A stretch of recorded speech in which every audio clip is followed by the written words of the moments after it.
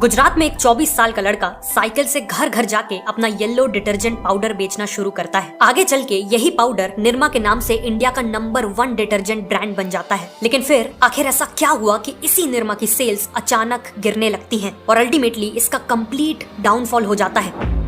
इन सब की शुरुआत हुई करीब 55 साल पहले। गुजरात में रहने वाले करसन भाई पटेल एक गवर्नमेंट डिपार्टमेंट में केमिस्ट की नौकरी करते थे, लेकिन उनकी सैलरी घर चलाने के लिए सफिशिएंट नहीं थी। इसीलिए उन्होंने साइड इनकम कमाने के लिए एक छोटा सा बिजनेस स्टार्ट करने का फैसला लिया। बीएससी की डिग्री और केमिस्ट की नौकरी होने के कारण उन्हें केमिकल्स की अच्छी समझ थी। इसीलिए उन्होंने अपने घर में ही सोडा ऐश और बाकी कुछ केमिकल्स के साथ एक्सपेरिमेंट करना चालू किया। कई बार फेल होने के बाद उन्होंने फाइनली एक अफोर्डेबल और इफेक्टिव डिटर्जेंट पाउडर बना लिया और अपनी इस इन्वेंशन का नाम अपनी 1 साल की बेटी निरुपमा के नाम पर निरमा रख दिया। उन्होंने सिंपल प्लास्टिक पैकेट्स में पाउडर को पैक किया और अगले ही दिन से साइकिल पे घर घर जाके उसे बेचने लगे। उस समय ज्यादातर मिडिल और लोअर क्लास में आने वाले लोग कपड़े धोने के लिए लॉन्ड्री सोप यूज किया करते थे। येलो कलर का ये लॉन्ड्री सोप काफी सस्ता तो पड़ता था, लेकिन हार्ड स्टेन्स यानी जिद्दी दागों को क्लीन नहीं कर पाता था। वहीं दूसरी तरफ अपर क्लास लोग डिटर्जेंट पाउडर का इस्तेमाल करते थे, जो इंडिया के हार्ड वाटर में भी अच्छे से काम करता था और हर तरह के दाग हटाने के लिए इफेक्टिव था। डिटर्जेंट पाउडर के मार्केट को हिंदुस्तान लीवर लिमिटेड यानी HLL का सर्फ डोमिनेट करता था, लेकिन इसका प्राइस था 15 रुपए पर केजी, जिस कारण मिडिल क्लास और लोअर क्लास इसे अफोर्ड नहीं कर सकते थे।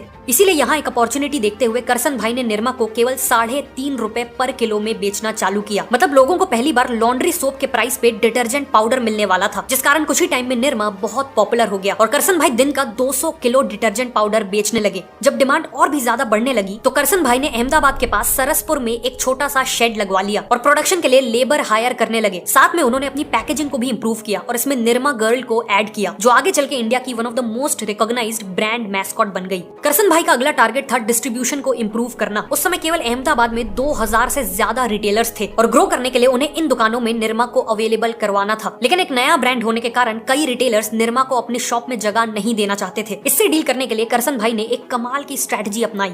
उन्होंने कुछ फीमेल्स को हायर किया और उन्हें एक एक करके रिटेलर्स के यहाँ जाके निरमा खरीदने को कहा। इससे रिटेलर्स को लगने लगा कि निरमा वॉशिंग पाउडर की डिमांड बहुत अच्छी है और डिमांड न पूरी करने के कारण उन्हें लॉस हो रहा है। इसीलिए उन्होंने खुद ही करसन भाई को कांटेक्ट करके निरमा को अपनी शॉप में रखना चालू कर दिया। देखते ही देखते निरमा अहमदाबाद और आसपास के सभी गाँव में नंबर 1 डिटर्जेंट पाउडर बन गया और अब टाइम आ चुका था पूरे गुजरात में एक्सपैंड करने का। करसन भाई को पता था कि अगर उन्हें गुजरात में और इवन पूरे इंडिया में सर्फ जैसे ब्रांड्स को बीट करना है तो उनका केवल एक मेन एडवांटेज था, निरमा का सस्ता प्राइस, और वो अपने प्राइस को किसी भी हाल में बढ़ने नहीं देना चाहते थे। इसीलिए उन्होंने एक्सपेंशन के दौरान भी निरमा के फॉर्मूला को शुरुआत की ही तरह सिंपल रखा। निरमा में 65% तो केवल सोडा ऐश रहता था, जो गुजरात में लोकली सस्ते में मिल जाता था। सर्फ के मुकाबले इसमें केवल आधा एक्टिव डिटर्जेंट होता था और फाइनली ना कोई व्हाइटनर होता था और ना ही कोई परफ्यूम्स। इसके अलावा प्रोडक्शन बढ़ाने के लिए करसन भाई ने शुरुआत में बड़ी बड़ी फैक्ट्रीज नहीं डाली, बल्कि अलग अलग गाँव में शेड्स लगवाने लगे। जहाँ सर्फ की मैन्युफैक्चरिंग में महंगी मशीनें और इलेक्ट्रिसिटी का यूज होता था, वहीं निरमा का प्रोडक्शन पूरी तरह मैनुअल लेबर्स करते थे, जो काफी कॉस्ट इफेक्टिव था। और गवर्नमेंट की स्कीम के चलते बिना इलेक्ट्रिसिटी के ऑपरेट करने के कारण उन्हें 15% का एक्साइज ड्यूटी पे रिबेट भी मिलती थी।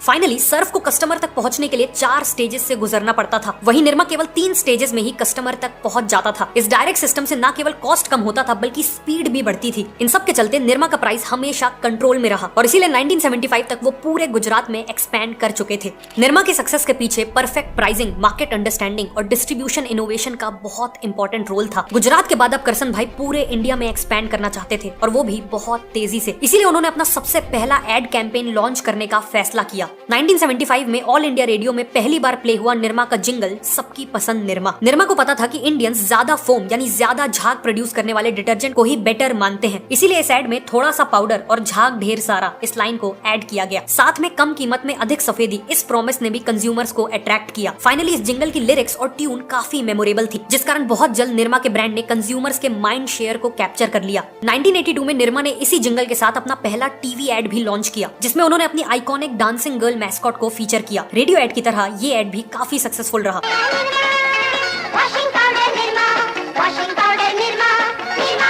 इसीलिए 1977 तक 12% और फिर 1985 तक करीब 60% मार्केट शेयर के साथ निरमा इंडिया का सबसे बड़ा डिटर्जेंट ब्रांड बन गया। जिस निरमा को करसन भाई ने साइड इनकम कमाने के लिए शुरू किया था, आज उसी निरमा ने करसन भाई को पूरे भारत का डिटर्जेंट किंग बना दिया था। लेकिन अनफॉर्चुनेटली ये सक्सेस ज्यादा देर तक नहीं टिकने वाली थी, क्योंकि बहुत जल्द मार्केट का पुराना खिलाड़ी पलटवार करने वाला था।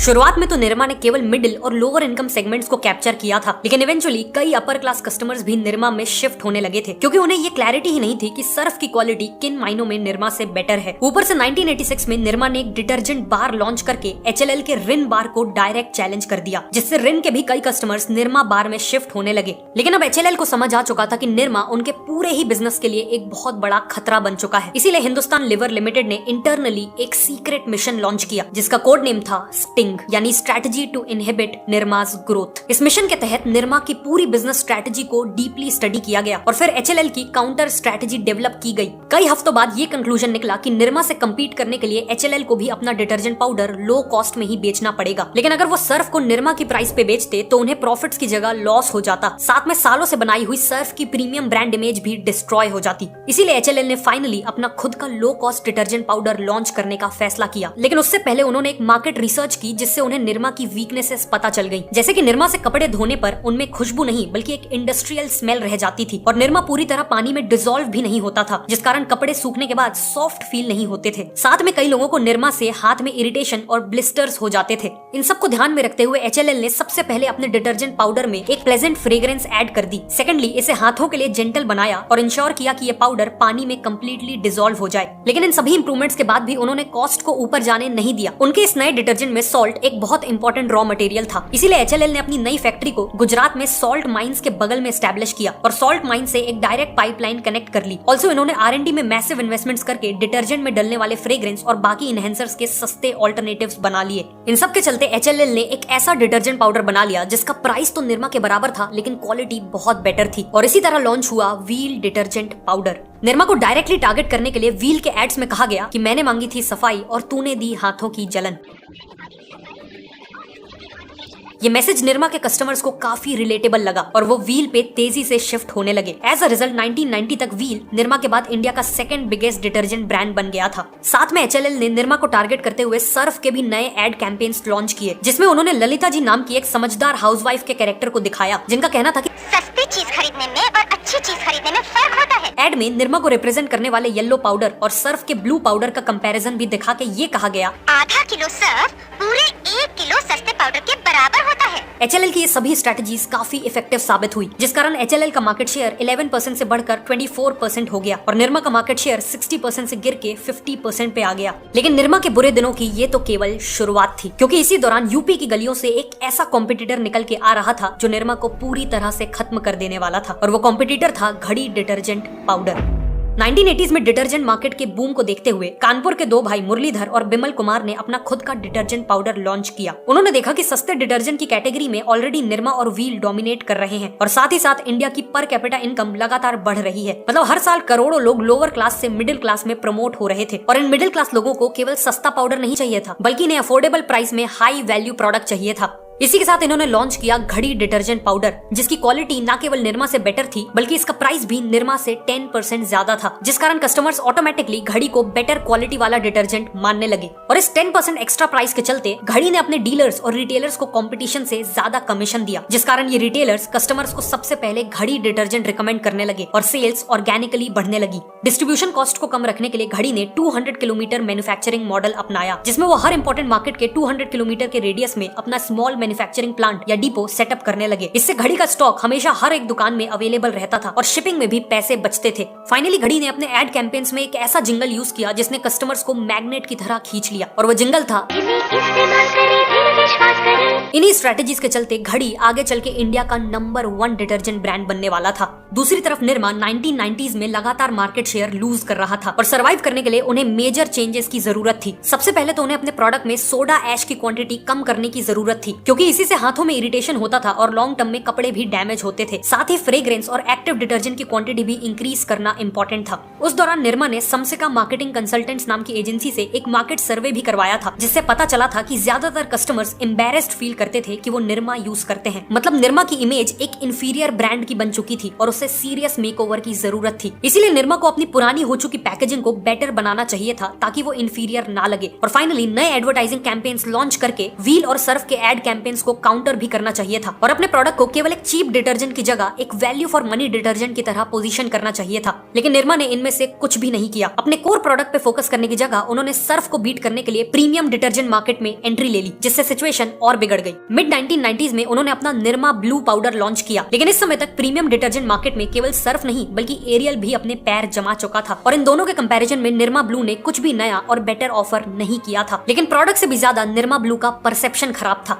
जहां HLL ने जानबूझ के अपने प्रीमियम डिटर्जेंट और अफोर्डेबल डिटर्जेंट का नाम बिल्कुल अलग रखा था, वहीं निरमा के प्रीमियम डिटर्जेंट के नाम में भी निरमा इंक्लूडेड था, जिस कारण कस्टमर्स इसे भी एक इंफीरियर प्रोडक्ट की तरह ही परसीव करने लगे और निरमा ब्लू भी कुछ ही सालों में फेल हो गया।